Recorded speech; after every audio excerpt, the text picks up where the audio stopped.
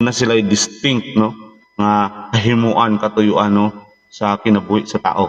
Okay, now, God the Father is, makita nato na ganina, no, John chapter 6 verse 27, and God the Son is in John 1:10, no, and God the Holy Spirit in 1 Corinthians chapter 16 verse 1 Corinthians chapter 3 verse 16. Ato ning yung 1 John chapter 1 verse 10, no. Muna siya ang klaro nga distinction, no, because sa John 1:1, no, maklaro man, in the beginning was the Word, and the Word was with God, and the Word was God.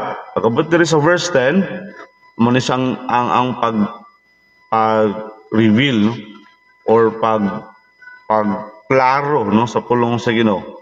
He was in the world, and the world was made by Him, and the world knew Him not. This is Jesus Christ. Okay?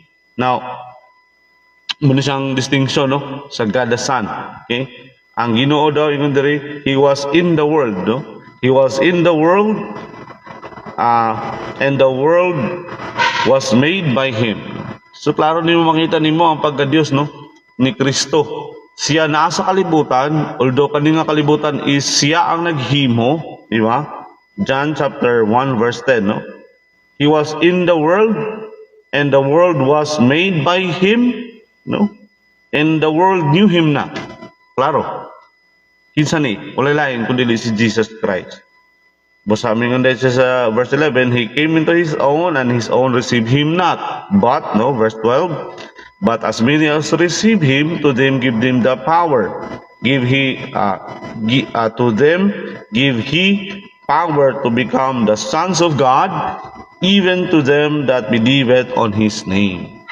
Okay, so that is what I believe, mga igsoon, no? I do believe in a God, or the Trinity, no, or the Triune God, no? One God, but three distinct in person. Now,